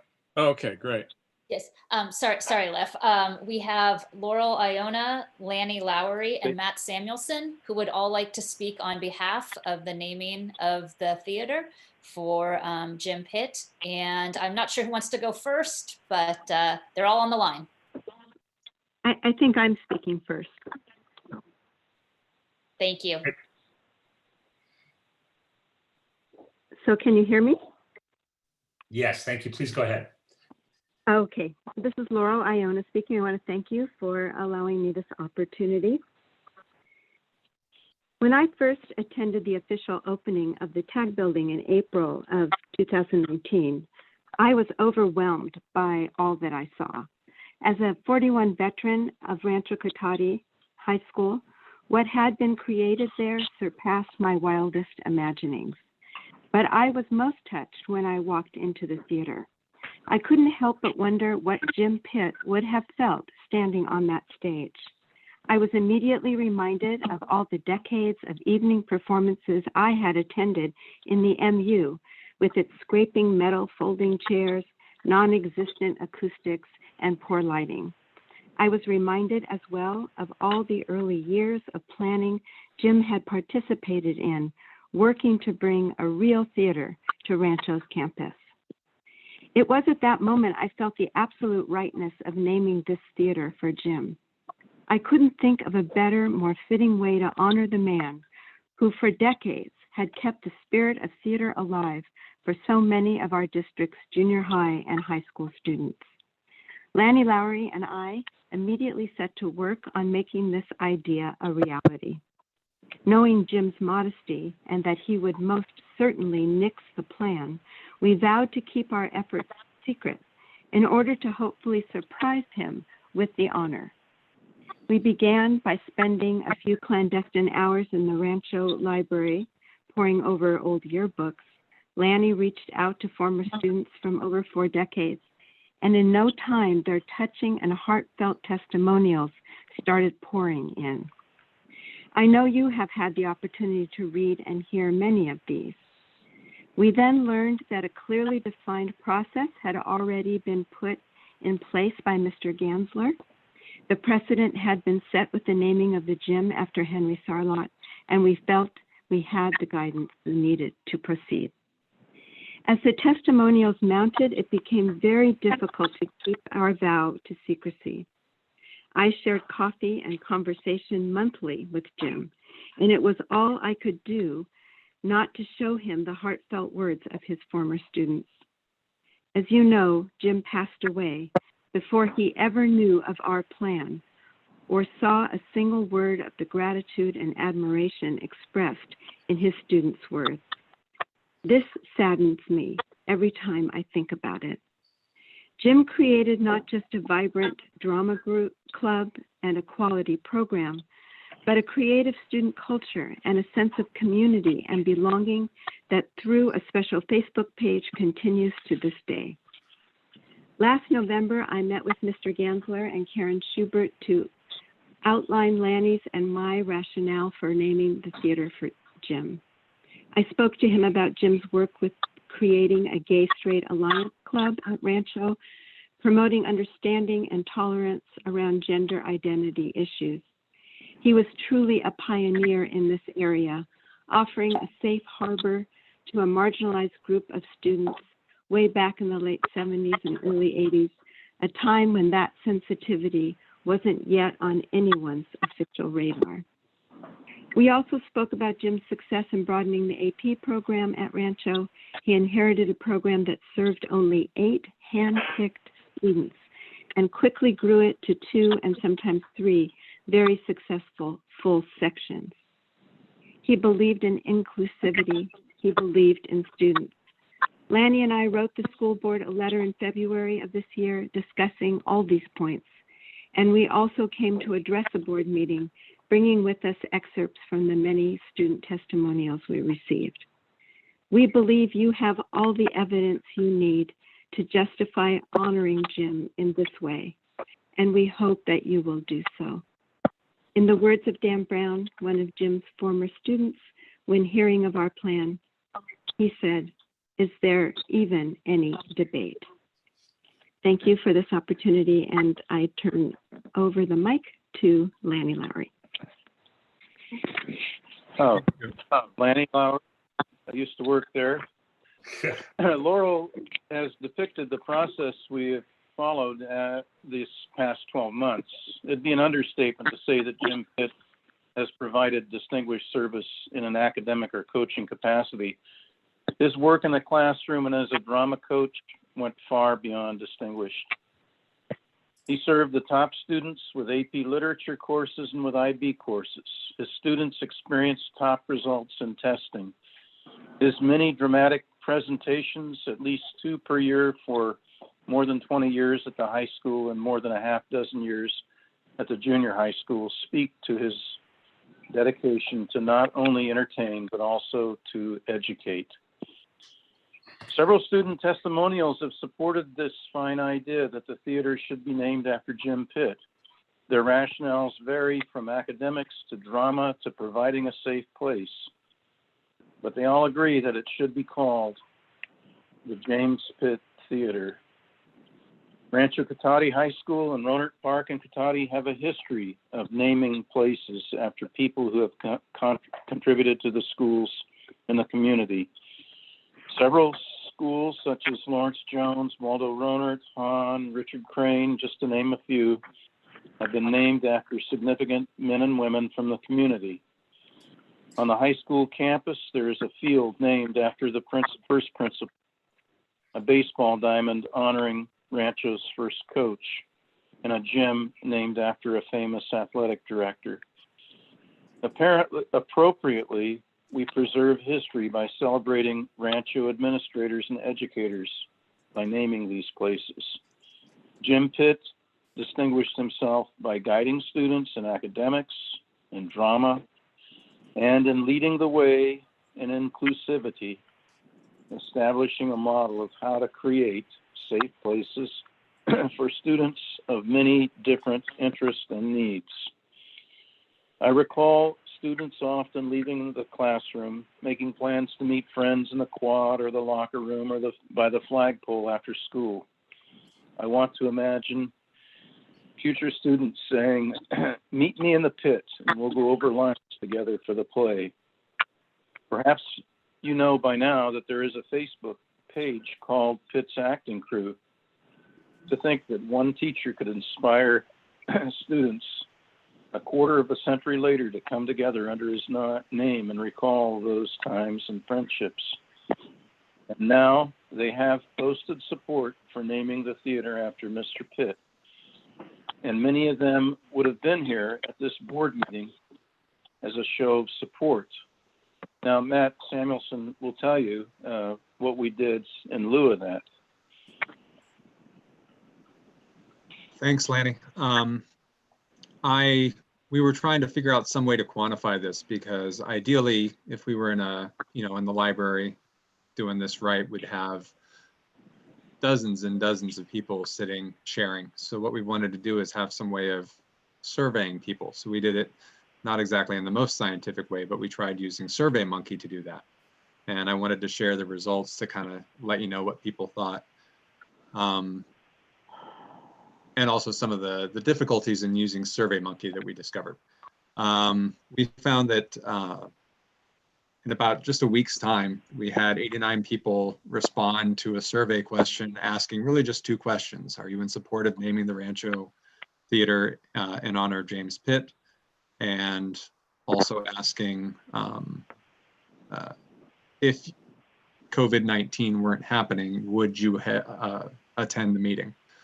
A few of the people were very distraught by that question because they answered no, but it's just because I live 2,000 miles away.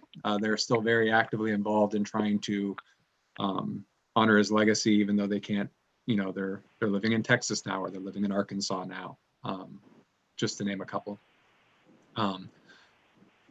Then I also found, after it was time to check out the results and see how we did, that SurveyMonkey will tell you the first 40 results for free, but after that you have to pay $100 if you want to see any more. So in case you didn't know that about that site. But I will tell you what we got so far. 93% of the people, 93% of the people said that they were in favor of naming it after James Pitt, of the 89, of the 40 people that I saw, and 73% would want to be there if they could in that meeting, if circumstances were different. Right now, you get to hear from 3 of us, but there are dozens and dozens more who are out there wanting to see this happen. And we hope that the board will make sure that this does happen.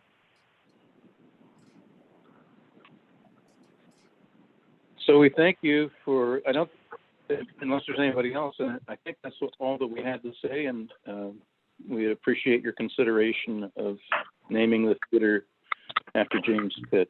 Thank you. Thank you. Thank you, Lanny. Thank you, Laurel. Thank you, Matt. If it's any consolation, I'm sure Jim is up there watching us. Going, don't name it after me, but I can't think of a better person who deserves to have this theater named after him. I'm only one vote. We need the board members to go forward and to put this on the June 9th board meeting. If there are 3 of us that want to go forward with that, 4 or 5 of us. Please. Pardon me? I'd like to say something. Sure. Okay. So as an alumni of Rancho Cotati High School and former student at Jim Pitt, I appreciate all those that have reached out with such wonderful example as to why our beautiful theater should be named after a man that stood for so much equity and perseverance for both students and faculty alike. As a board, we're about to embark on some dark financial times with our budget, and we need to look closely at every single opportunity we can to create new sources of revenue. One of those sources could be offering to business sponsorships with naming rights of the theater. There are many things to consider. I know that the biggest thing is Mr. Pitt would want to look out and make sure that we can have a theater arts continue to be funded, because we're looking at some really dark times right now. I'm not saying I don't want to name the building after him. I would love to name the building after him. I just want us to look at every opportunity we have and not miss anything. So I just want to put that out there.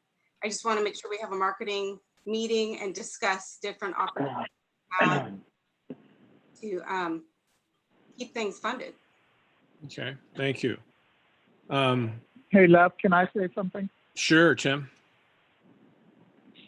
You know, listening to their presentation and also the presentations about the retirees and other staff, it occurred to me like that it took a community to pay for the building, and it took a construction company and our union to put up the building, but it takes our educators and other staffs to put the love into that building, and that's what I heard tonight. And I want to thank all of Lanny and all of them for the work that they put into this, and the love that they've shown goes into education. So, thank you, Tim. Thank you, Jennifer. I would like to suggest that we put this on the agenda for naming on June 9th. I'll need a second and a vote on this. I'll second. Oh. Okay. So I have a second. All in favor of putting this on the 9th for a vote to be named after Jim Pitt, please say aye. Aye. Aye. Opposed? The motion carries, I believe, 5-0. So we will see this in June, and I think our community is going to step forward. I mean, recently we saw a considerable number of people step forward and contribute, I think, $15,000 for signs for our seniors. I missed going to the top 20 this year, but like always, I've always contributed a scholarship to that, and other people in the community that no longer have kids still step forward and do that. They have pride in this district. So I agree. We need to keep up every way we can to raise money and market our facilities and stuff, and we will continue to do that. This is just a crazy time right now. And I think the members of the community will step forward as we go forward if we ask for contributions or marketing for the tag building, either for theater or for the gym or for the video or whatever sources that we're need for. So, okay, thank you. So with that, then we'll go to 12A, board member reports and future agenda items. Who wants to go first? I'll go first. Oh, go ahead, Tim. No, you go first. I'll go second. I want to give a thank you to Susan Adams and Janet Callanan. Susan called me the other day, and we had a great conversation for them putting together to raise funds for the high school seniors. So they're going to have their pictures on placards all the way up and down the expressway. It's going to be pretty awesome to see. I'm also for marketing the tag building. I brought that up before it was even finished. And, you know, I get that we really don't want to rent out a nice facility and have any wear and tear put on it. And then now we've got to wait till something like that can be open to public gatherings at all. Naming rights, I talked about that as well a couple of years ago. So I just want to thank Mike Wattenpaw and Robert M., because I know you guys have not a pleasant road ahead. And so I want you to know that the board's here for you. This is an unprecedented time, as you said, and we have to all work together. It's not going to be pretty. So we're with you. Thank you. Jim?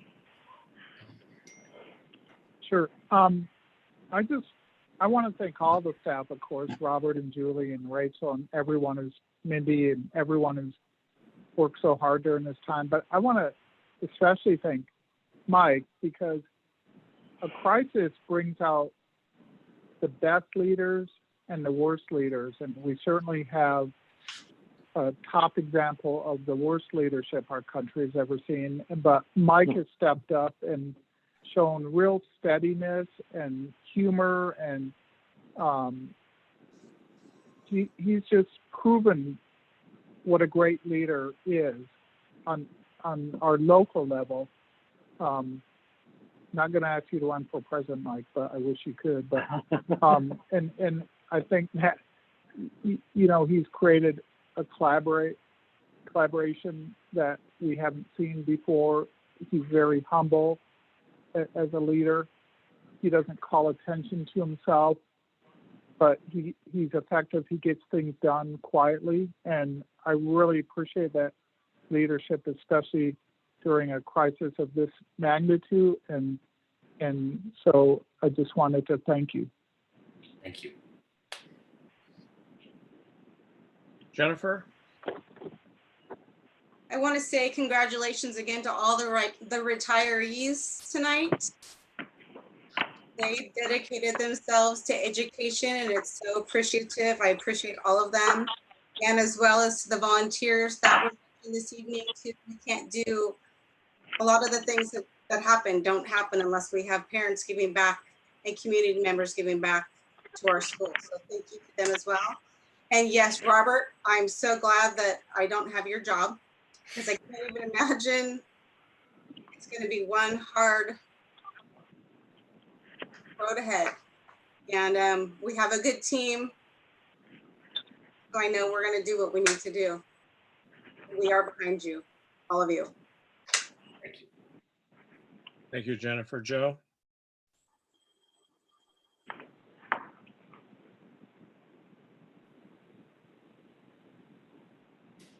Joe, you're muted.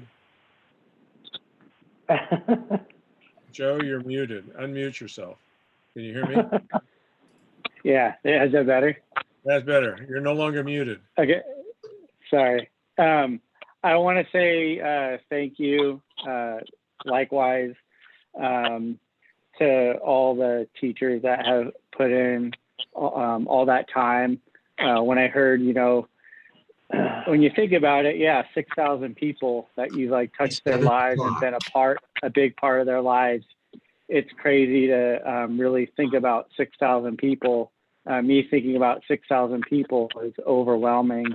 Just me knowing in my own lifetime, and these people have made a huge impact on their lives and been there. And it's great that we have these great people in our community, and I wish them the best. I like to thank, Robert, for, I can only imagine all the scenarios you're running through your head and everyone behind the scenes trying to figure out what we're going to do, since no one knows what they're going to do. I personally, in my own life, don't know what it's going to look like in 2 weeks, 3 weeks when school starts. And, everyone is, planning for a whole school district and thousands of, children and staff. It's unimaginable to me, and I really appreciate that. And I know there isn't really anything I can do to help, but I just want you guys to know that I really, really appreciate it. And it's great to know that there's people who are capable and that actually really care about what's going on and have real feeling into it. And I can tell that everyone does, and I really appreciate that. And it's good to be a part of something like that. So that's all I have to say. Thank you, Joe. I appreciate that. This is the time of the year that, as a trustee, that's rewarding, and there's a big hole this year. We're not going to be up there on the stage shaking hands. We're not going to the award nights, seeing all the hard work that all the kids have done. I missed the top 20 dinner. But at the same time, I think being the senior person, I've seen a lot of things, from wars to 9/11, to the fires, to everything that we've been through. And this kind of is probably the biggest one I've ever experienced, and it's different. You really, it's hard to solve this problem. You forge ahead, you take a risk, you're like walking on eggshells, how to go forward. So I appreciate all the effort. I appreciate all the positive efforts to get through this. It'd be easy to go hide in someplace and just give up type thing, but this is a big challenge. So I want to thank everybody from the bottom to the top for what we've had to go through and what we're going to have to go through. It's going to be tough, but I'm confident that we can get there. I just think that as board members, try to remain calm and let the staff go forward and make the decisions. And hopefully and it's okay to make a mistake. To go forward, but we have to go forward and take those risks and do what's right for our kids and do what's right for the district and the community. So thank you for all your work, everybody, and try to relax and take a deep breath. And if you need any help bouncing anything, feel free to call any of the board members, and not that we have the answers, but we're willing to listen. So thank you. I want to say one more thing. Sure. Congratulations to our 2020 graduates. I know it's not the graduation that they would want, but hopefully we'll be able to have something in the future for them. And congratulations, you guys made it. Yeah. Congratulations, graduates. Good job. So, do we have a superintendent's report? We do. All right. Imagine that. Anything on your plate?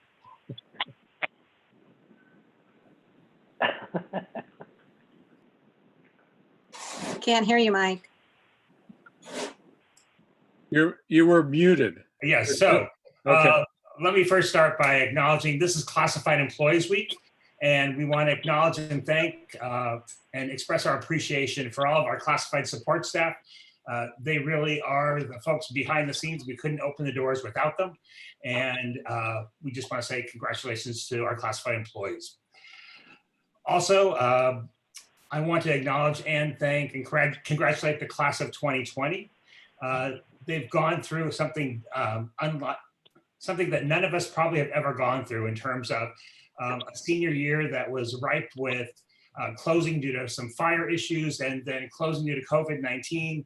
And I just respect and admire their resiliency and what they have been able to do to make and acknowledge and celebrate their accomplishment. We will be posting virtual graduations for both Technology High School and Rancho County High School next Friday, the 29th. Those are being put together right now. And I want to thank those folks for doing what they need to do to celebrate the graduating class of 2020. This is our last board meeting before the last day of school. And I want to give a shout out to the entire team of Cotati Park Unified School District. We have had, as we just mentioned, a year that required tremendous flexibility, tremendous creativity, and a recommitment to the children and families of this community. And our staff has done that exceptionally well. And I want to thank them because they are the ones that made it happen in a very short time. And again, we couldn't do it without them. I want to thank the presenters this evening that talked about each of the retirees and gave us a glimpse into what their career was like here in Cotati Park, and also congratulate our volunteers of the year. I'm proud to announce that we are going to continue offering food service during the summer months. We have put forward an application so we're able to continue providing that vital service to our families during the time when schools close. So look for information about that. Additionally, there's lots of questions about what is school going to look like when we return. And we are happy to tell you as soon as we know. And so I'd encourage all of our families to make sure that we have your accurate contact information, make sure we have the right phone numbers, right emails, all those types of things, so we can keep in touch with you. And as we talked about a little bit before, please know that we're not going to open unless we can do so safely. And so we want to make sure that that happens, and we're committed to doing that. And with that, I want to say thank you, and that's it. All right. Thank you, everybody. We will go on to the 12C, being the adjournment. So be safe, everybody. Be positive, and let's go forward and conquer the world. Anyway, thanks. Bye-bye, everybody. Thank you. Bye-bye. Bye.